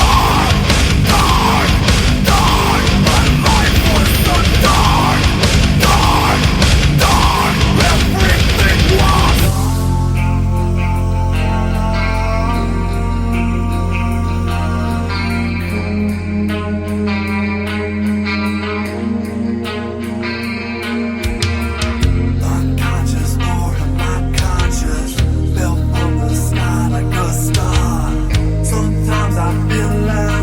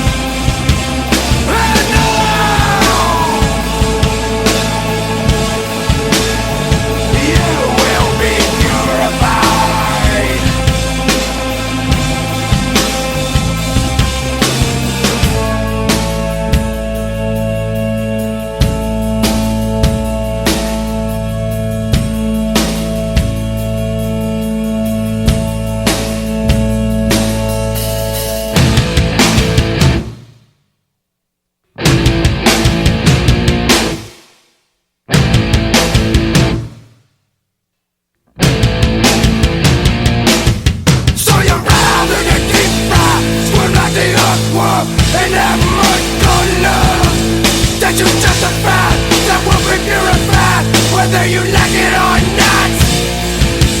So you're rather than the deep fry, squirm like the earthworm, and that much good love that you justify, that will be purified, whether you like it or not.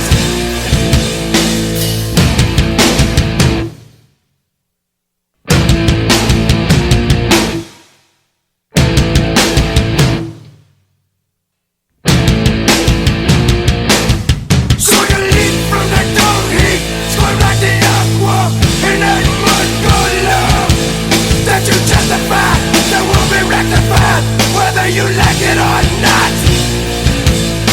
Rather than deep fry, squirm like the earthworm, and that much good love that you justify, that will be rectified, whether you like it or not. And now I will be purified. And now I will be sanctified.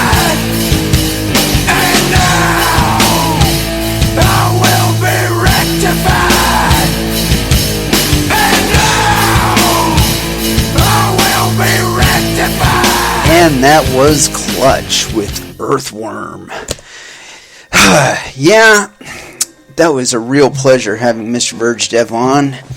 You know, I've been talking to him for this whole time. You know, just through IRC and whatnot, and I've always been impressed with his vision. You know, as far as where he. What his mentality is with regard to XVG or VergeCurrency, and like I said, I've always been very impressed with his perspective with regard to cryptocurrencies and what they're really meant for.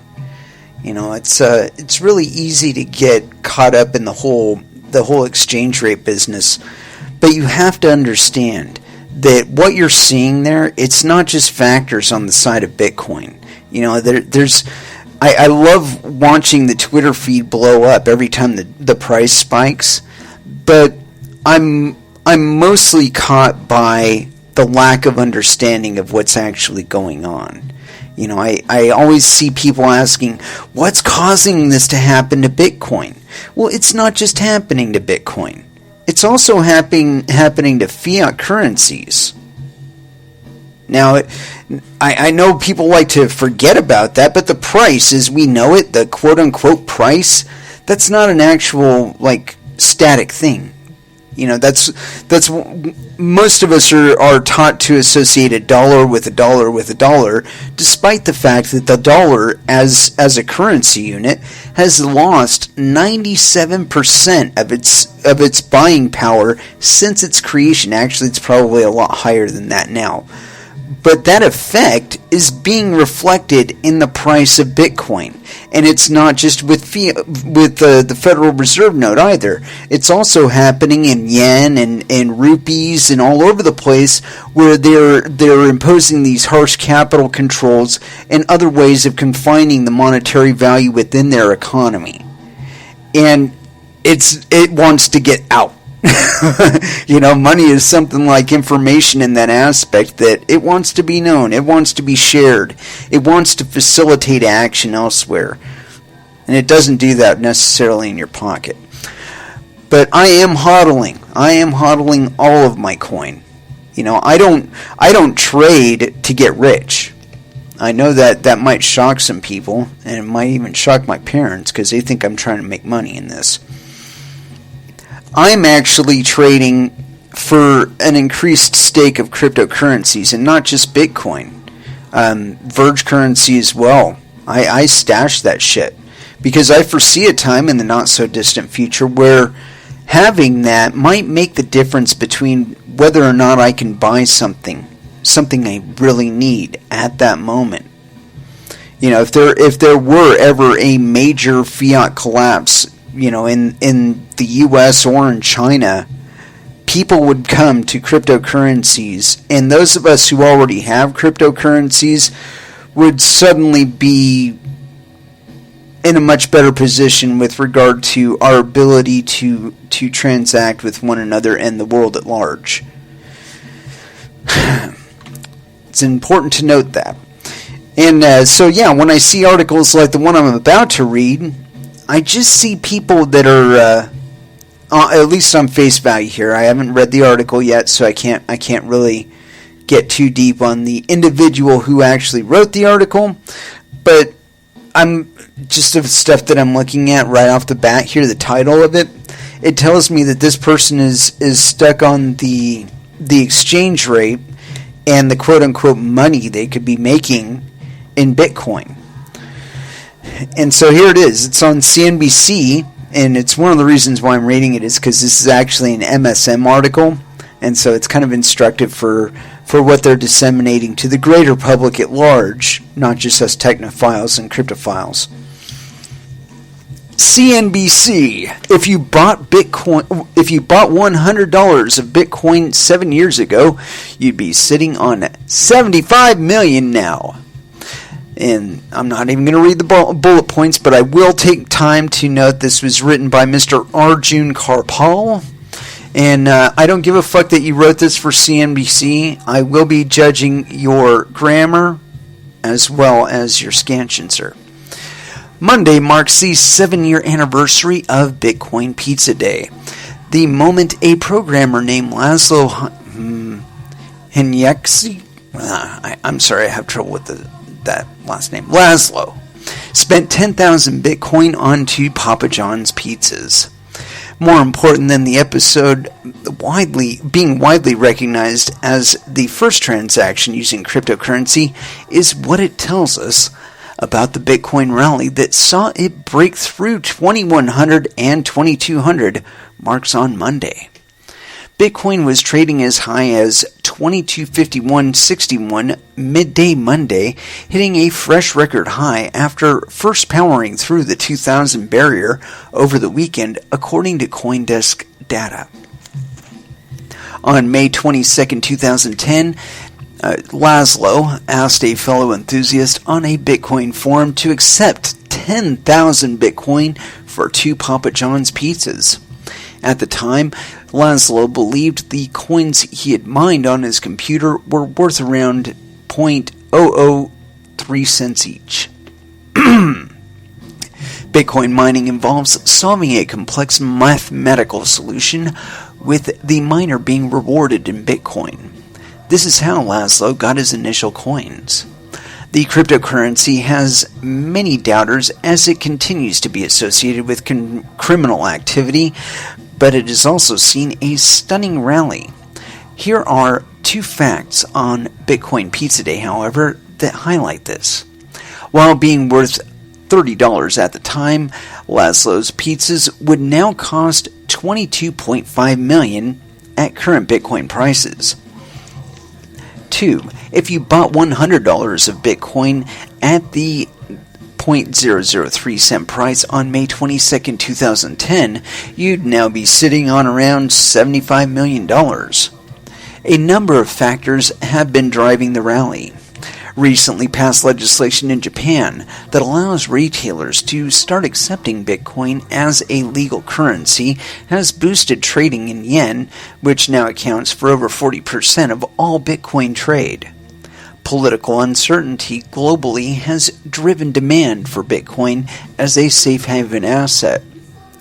3. A debate within the Bitcoin community about the future of the underlying technology behind Bitcoin, known as the blockchain, has been taking place. There was fear at one point this could lead to the creation of 2 separate cryptocurrencies, but these worries have largely subsided, with an alternative, more palatable option now being put forward. I wonder what that is. For an in-depth look at the factors driving Bitcoin price, click here. And Bitcoin has rallied 120% year to date. Yes, very, very important, very, very interesting, kind of missing the point, and he does not count the exchange rate of Bitcoin to US dollars, or fiat inflation rather, as a factor in this on face value article. I'm going to click on this thing just to see how much further he goes on it, to see if he actually does talk about anything with regard to fiat currencies, but I strongly doubt it. I don't know, it's like a blind side for them, you know? It's like they don't regard fiat currencies as something that has a relative value by comparison to commodities.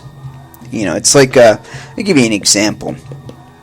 Imagine you're driving a long desert road, and there's about 200 miles worth of road ahead of you, and you're coming up on empty on your gas tank, and you notice there is a gas station, and you're about midpoint. So you got 100 miles on either side of you.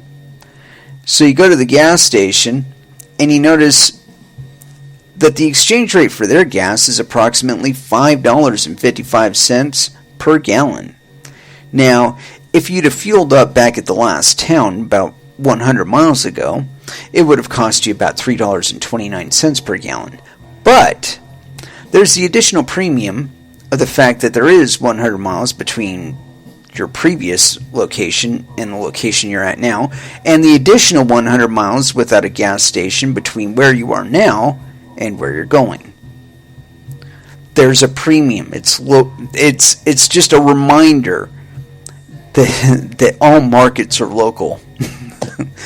All markets are local. And local bitcoins is a perfect reminder of that, even here within the cryptosphere. But even more importantly is that a lot of the exchanges, actually, I'm pretty sure all of them, I mean, there are a few exceptions with regard to this, but a few of the exchanges out there are limited within their national boundaries, their geographic boundaries. So I, without a bunch of fuckery and whatnot, cannot sign up on a Chinese exchange and trade on there. And I'm just using that as an example. It might not actually be true because the Chinese like to gamble, so they might be a little more lax with regard to that AML, CYA bullshit. However, if I were to try and create an account on an Indian exchange, they would not let me as a resident of the United States. Now, again, I'm sure there are circumventions to this, but when you look at the Indian markets, and you look at the Chinese markets, and you look at the Japanese markets, you don't see that they're selling Bitcoin for the same prices that we are. See, if I had access to the market in Japan over this last weekend, I could have enjoyed $2,700 US for my Bitcoin. Now, see, this monkey in this article, he was only talking about U.S. prices. If he would have shown the equivalent exchange rates that we were seeing in other nations, people would be like, well, wait a minute, this is a global currency. Why is there national arbitrage? And why can't I take advantage of that? Or how do I take advantage of that? And I think we will start to see some of that.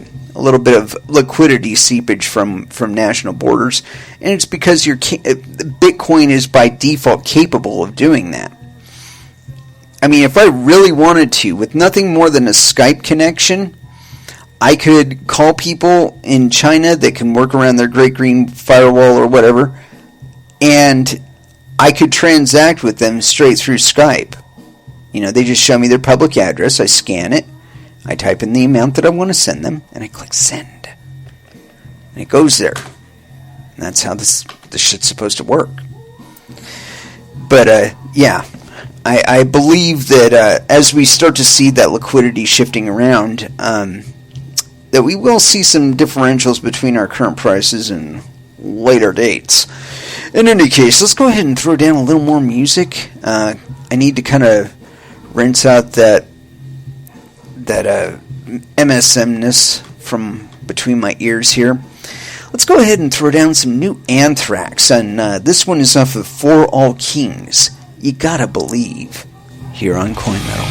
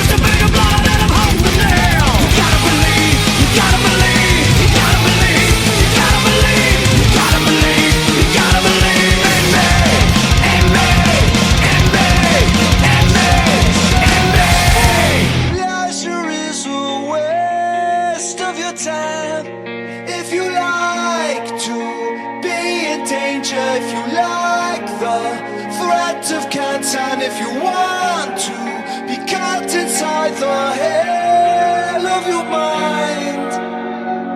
In the search for some kind of happiness, with a quest to replace any loneliness, be locked into the emptiness.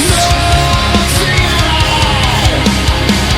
Welcome to the world of unhappiness. Tonight again left in distress. Secure within the motion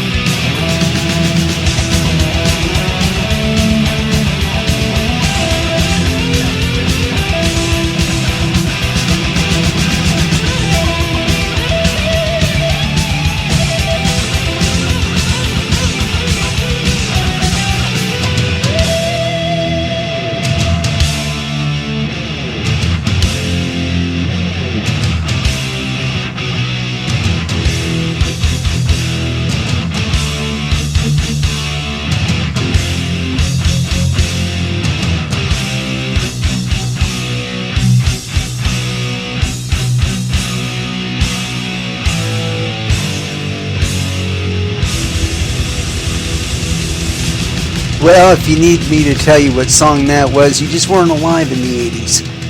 That was Welcome Home Sanitarium by Metallica off of Master of Puppets. A revolutionary album by any stretch of the imagination. Makes me really miss Cliff Burton, because not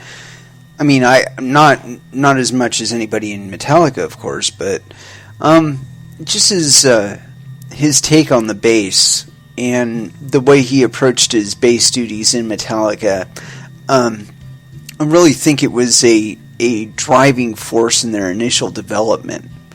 And it really makes me wish that he was still around for that, to guide them to where they are today. Because honestly, I think if they had Cliff Burton for Injustice for All, that album would have been basically Meshuggah's Destroy, Erase, Improve, as far as like the transition in composition and style and whatnot. I think that if Cliff Burton had still been in the band when they came out with like Load, or what was the Black Album? Okay, like the Black Album would have been like Chaosphere from Meshuggah, and if you listen to that album, you're just like, what? Anyway, point being that their musical progression, how they were developing as musicians, I really think that they would have gone more a Meshuggah style route. They really were heading in that trajectory. If you look at what they were doing with Master of Puppets, and then you move on to what they did in Injustice for All, the progression was just logical. That they would break away from standard timings, and Lars would actually learn to play drums, and but that unfortunately did not happen. In any case, I did want to get back into articles here, and I came up with one that I want to read, but there was another one that I wanted to read, and it was on the same search page, so here it is. Yeah, this one's on Cointelegraph. Apparently this one was written 20 hours ago. Let's dive right into it here. And this is on Cointelegraph. This was written by Mr. William Suberg. And again, as usual, we will be judging your editorial capabilities, William. Bitcoin miners agree in New York on SegWit activation, quote-unquote, before September, according to sources. Let's check it out. The Bitcoin price ran to $2,200 could be a result of SegWit activation coming to Bitcoin sooner than September 2017. On May 21st in New York, Bitcoin miners have reached an agreement to go for SegWit, according to miner sources. It has marked a good start to the important consensus conference that united important movers and shakers in the crypto industry. Charlie Shrim's messages in the Whalepool BTC Telegram chat states that there was quote-unquote big news coming from the consensus conference and that members should buy BTC. Not that I would ever be against that. When I have all the details, I will tell you. It's still being processed, Shrem wrote, adding that he was bullish and confirming the news was to do with segregated witness. Minor source: segregated witness to happen before September. Shrem's optimism relates to a group of Bitcoin businesses which, together with at least Jihan Wu and Barry Silbert, allegedly agreed to enable segregated witness in September of 2017. According to the entrepreneur Alistair Milne, and a meeting organized by Silbert at Consensus produced what may conclude the Bitcoin scaling debate for now. Activation in a matter of weeks. Cointelegraph can also announce that a source within the mining community who wish to remain anonymous because they would end up getting killed thinks SegWit activation will occur before that date, adding he did not have any insider info. Milne said the participants of the meeting agreed to run a fork of Core which enables segregated witness as soon as possible. This would be followed by a 12-month countdown to a hard fork 2 megabyte increase in block size. Core and other implementations have a choice whether to change to retain compatibility or not, he added. While no one has yet released official confirmation, the prospective plan is already coming in for criticism, specifically from core developer Luke Jr. What happens when they realize their incompatible SegWit part of the plan will itself take more than a year, he tweeted in response to the news. Blockstream's Samson Mel appeared also to be looking for answers from Luke Jr., having previously confirmed the implementation date would be in September. Ah, you fucking left out a B, you fucker. Would in September this year. Read your shit aloud, fucker!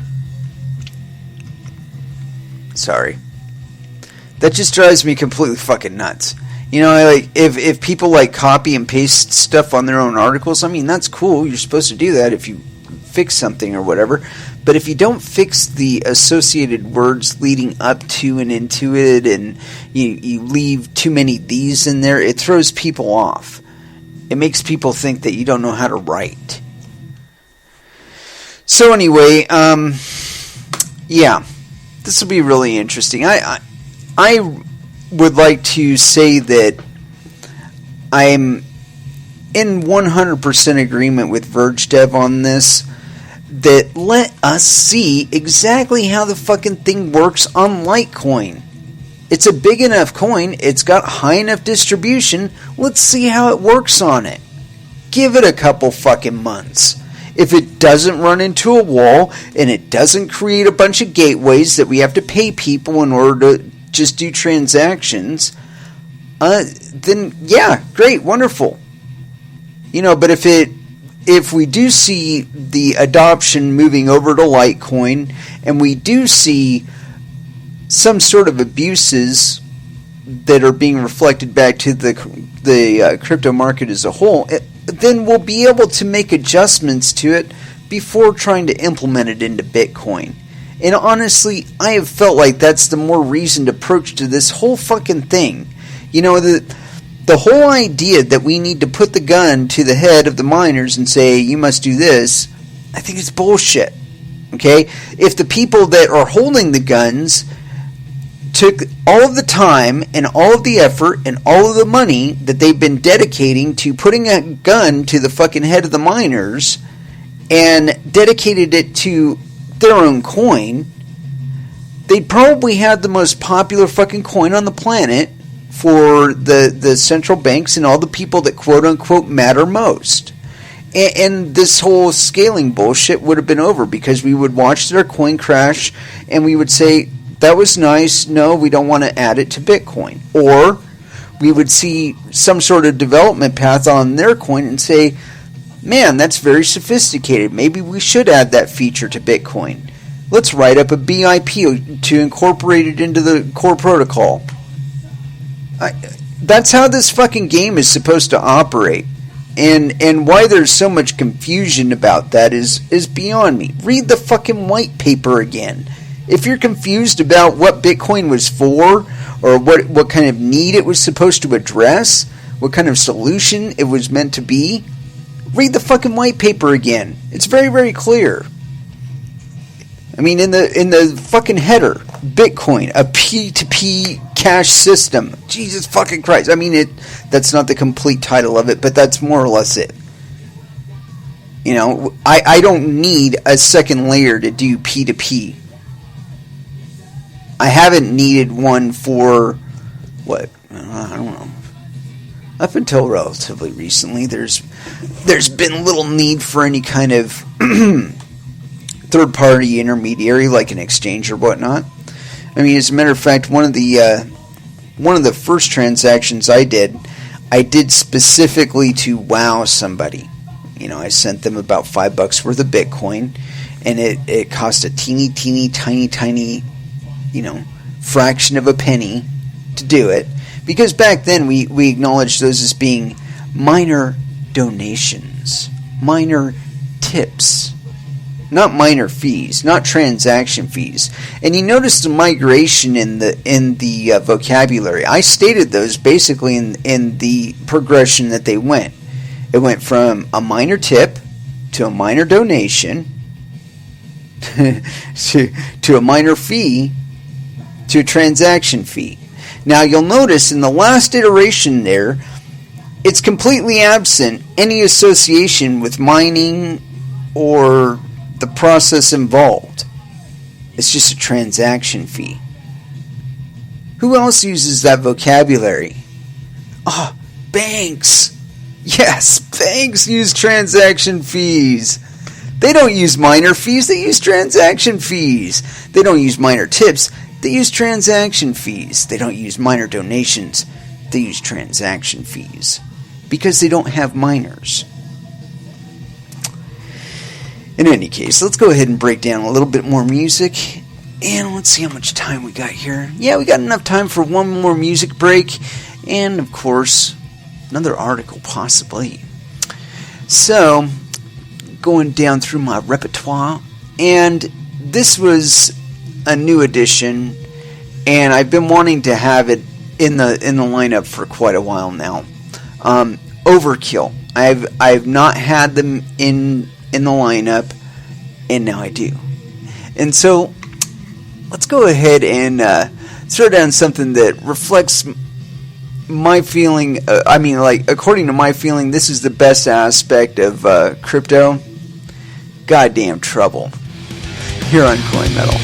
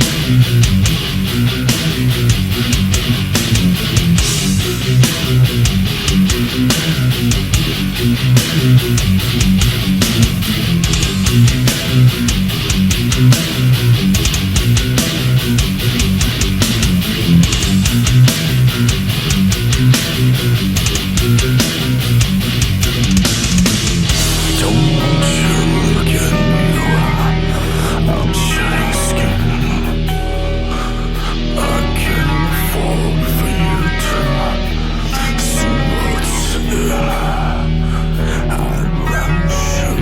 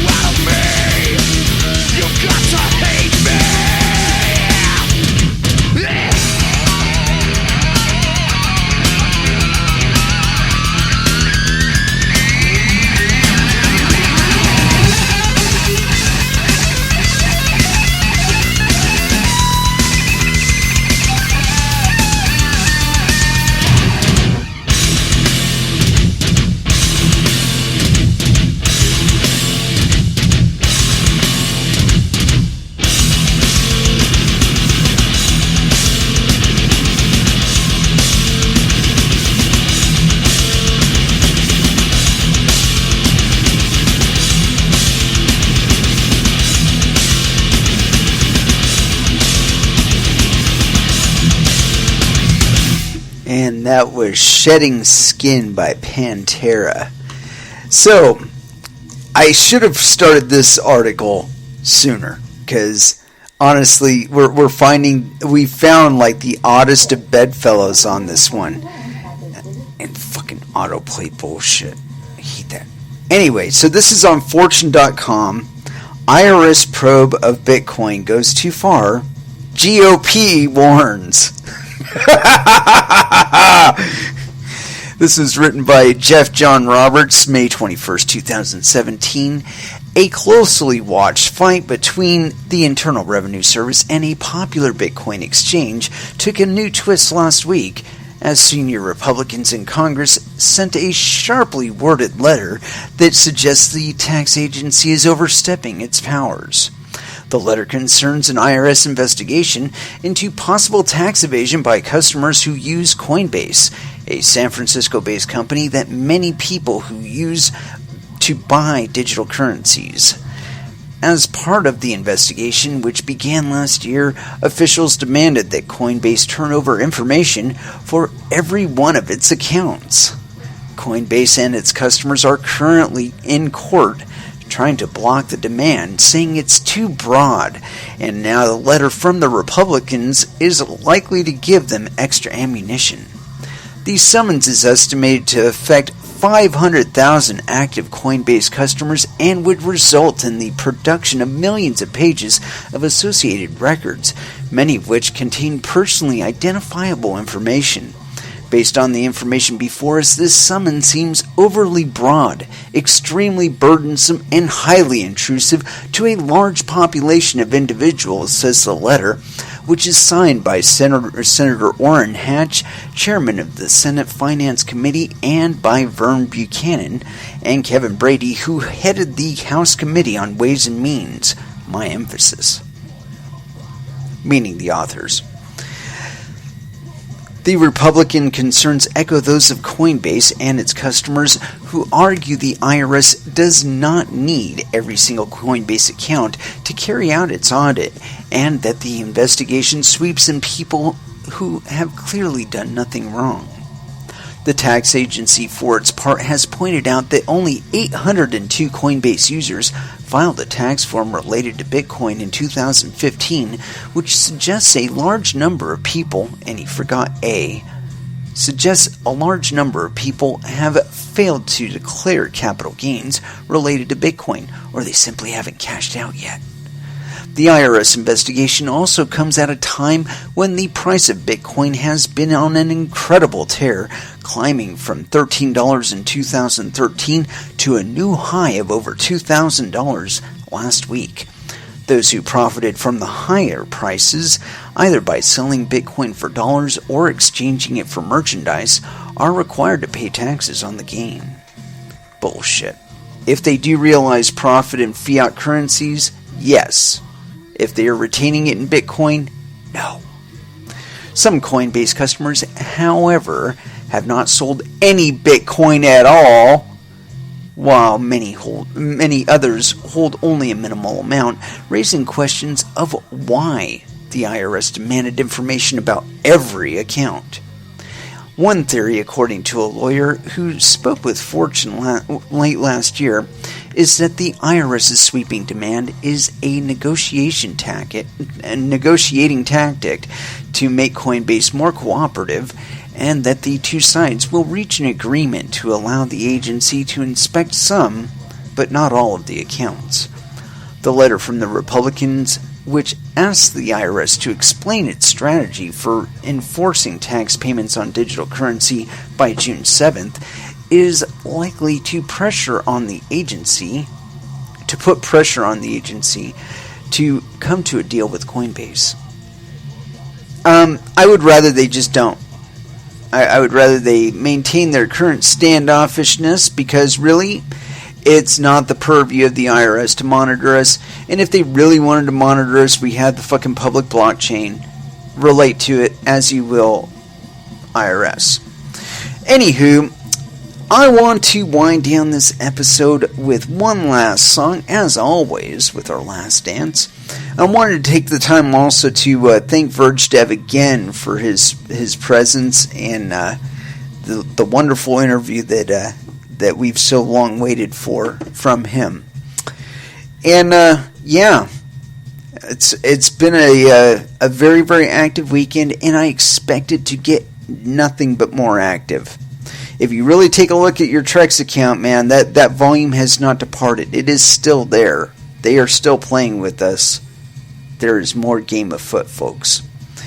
In any case, I want you all to trade safe, because personally, I ate a little shit on the last time. I'm holding high at this point, but only because I don't anticipate institutionalizing my loss. That's just the way I roll. Any case, I want you to trade safe. I want you to do your homework, because god damn it, there still are plenty of scams out there rip you off. ICOs rape you tomorrow. And watch out for your own bunghole, because unfortunately I can't be there to do it for you. Anyway, thank you very much for listening, and you all have an excellent evening.